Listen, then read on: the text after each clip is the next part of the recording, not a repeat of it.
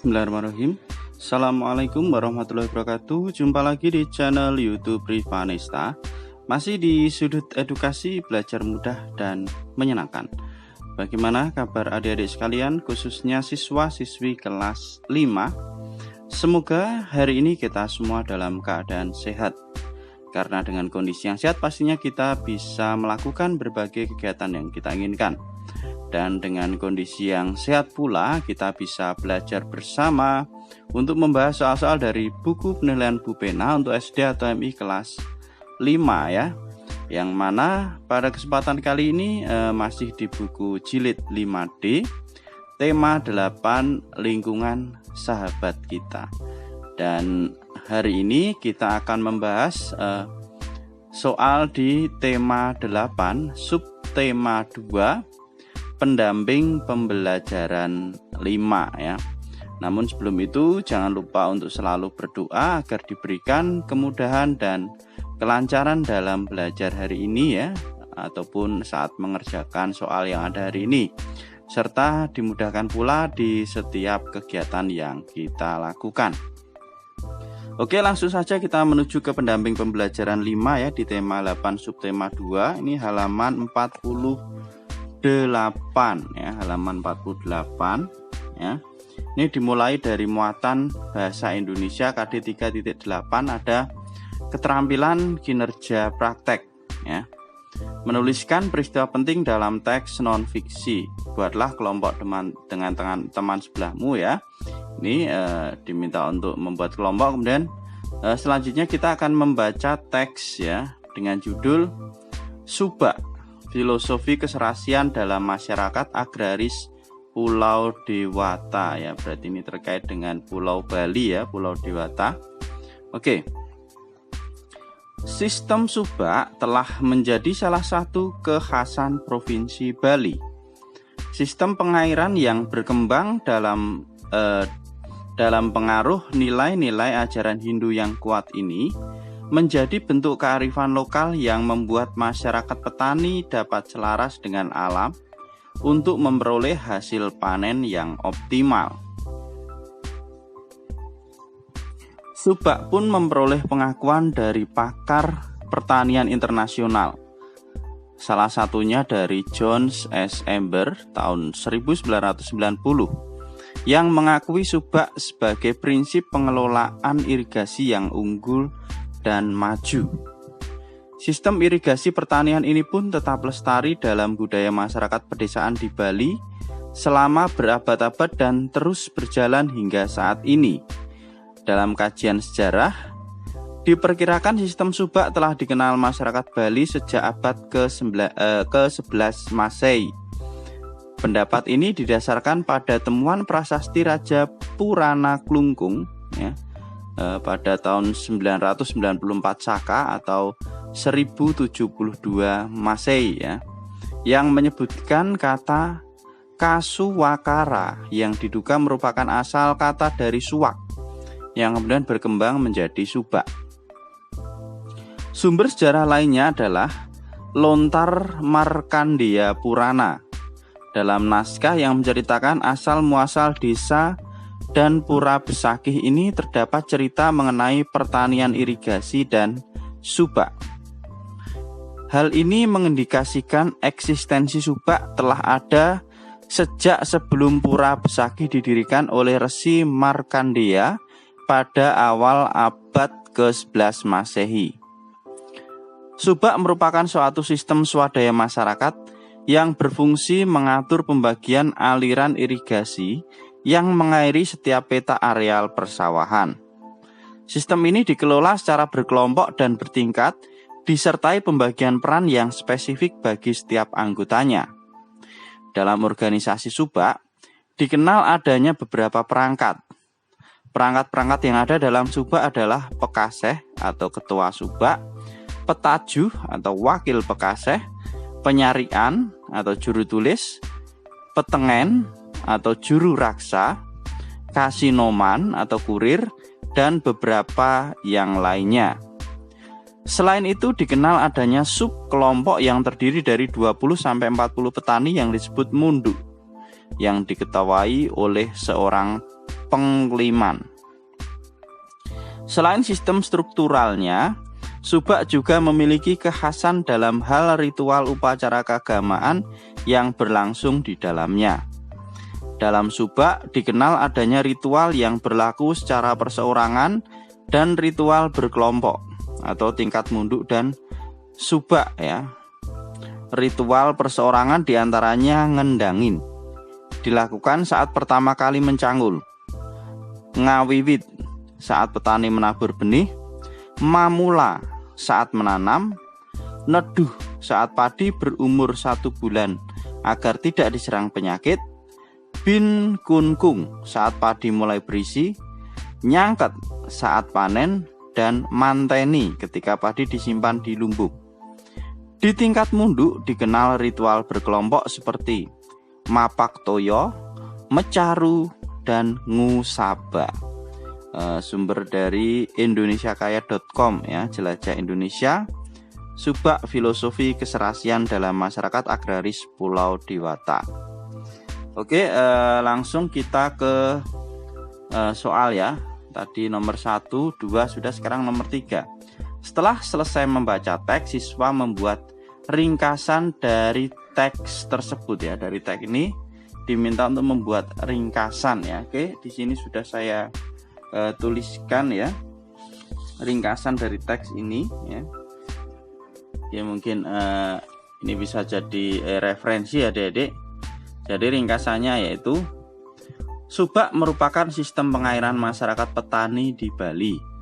Subak memperoleh pengakuan dari para pakar pertanian internasional. Subak sudah ada pada abad ke-11 Masehi. Dalam organisasi subak dikenal adanya beberapa perangkat yaitu pekaseh, petajuh, penyarikan, petengan, kasinoman, dan beberapa lainnya. Dalam ritual keagamaan dikenal adanya ritual perorangan dan ritual berkelompok ya. Ini Adik-adik untuk ringkasannya ya, untuk soal nomor 7 ya di keterampilan kinerja praktek.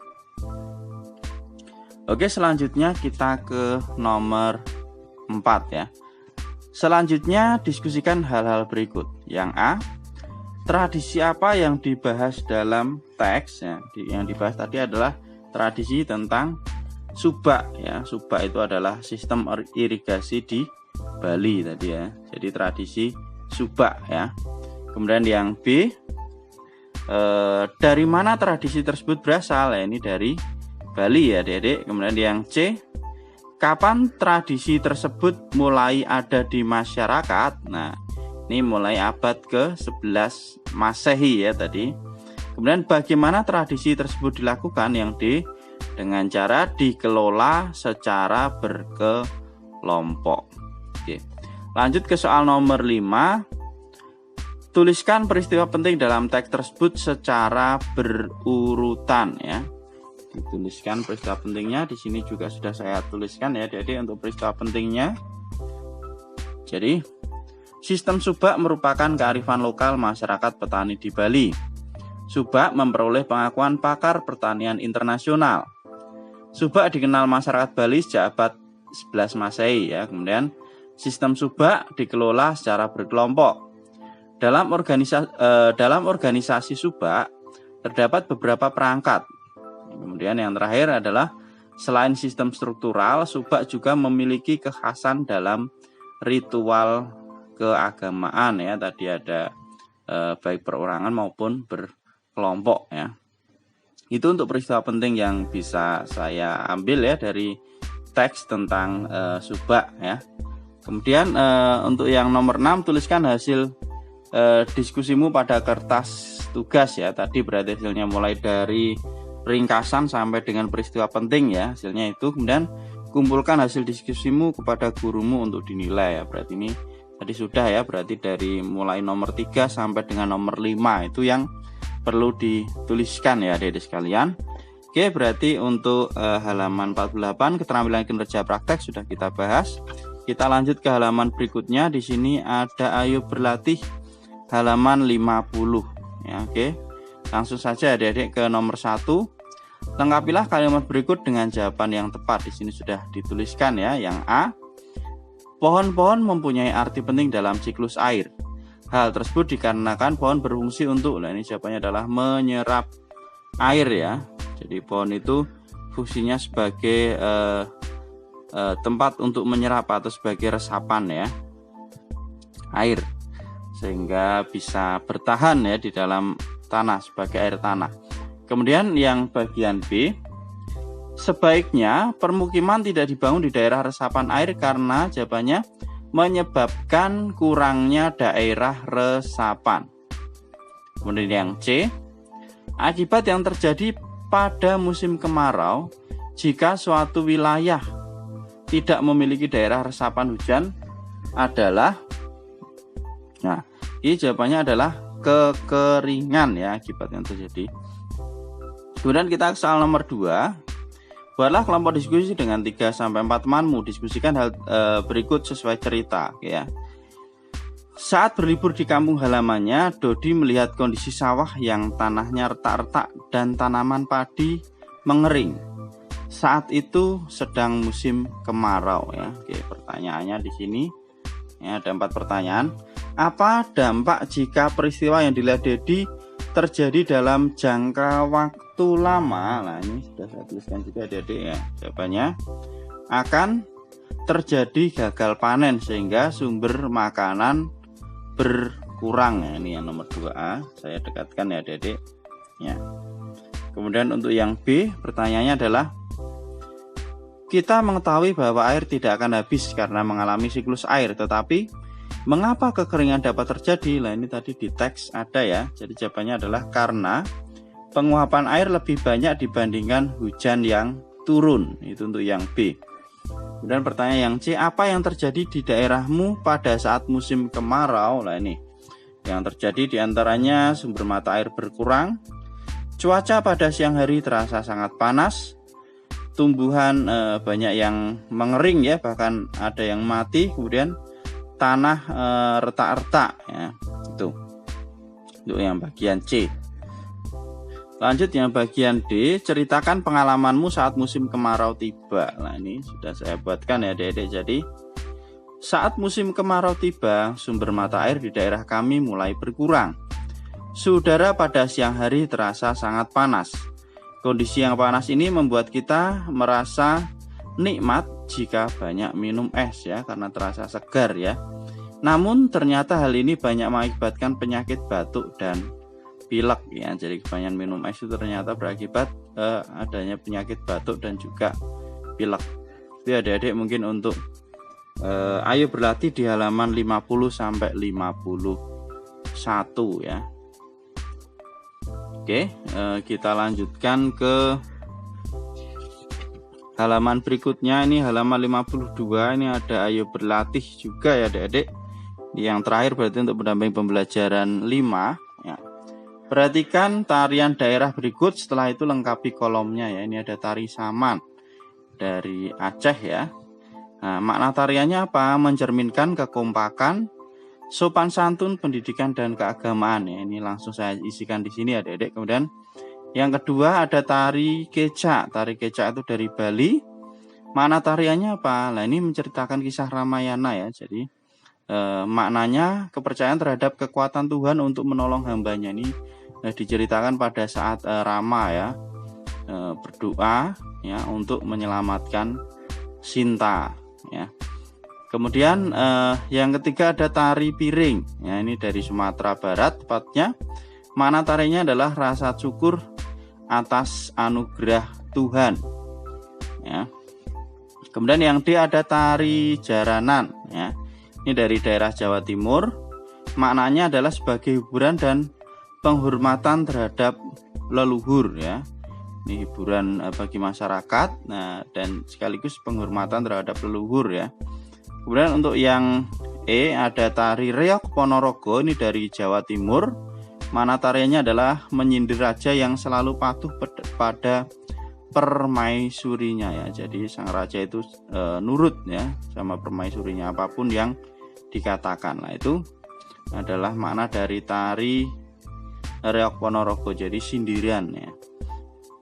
Kemudian yang terakhir ada tari kipas. Ini dari Sulawesi Selatan, maknanya adalah kelembutan, kesantunan, dan juga kesetiaan. Oke, kemudian ada soal yang nomor 2 ya, bagaimana cara melestarikan seni tari daerah Indonesia? Diskusikan pendapatmu dengan teman sebelahmu. Nah, oke, di sini saya dekatkan ya adik-adik supaya tulisannya kelihatan. Ya, oke, jadi cara melestarikan seni tari daerah adalah yang pertama dengan mengadakan ekstra tari di sekolah. Nah, ini. Kemudian yang kedua membuat pertunjukan tari daerah. Yang ketiga memberikan kesadaran generasi penerus atau generasi muda untuk melestarikan tari daerah. Ini mungkin 3 cara melestarikan seni tari daerah di Indonesia ya. Oke adik-adik, mungkin ini dulu untuk pendamping pembelajaran 5 ya di tema 8 subtema 2 ya.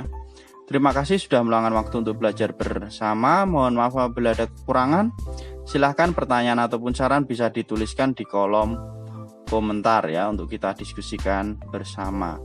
Dan untuk kesempatan kali ini mungkin saya cukupkan sekian. Sampai ketemu nanti di pembahasan video-video berikutnya ya. Sekali lagi terima kasih dan mohon maaf saya akhiri. Assalamualaikum warahmatullahi wabarakatuh.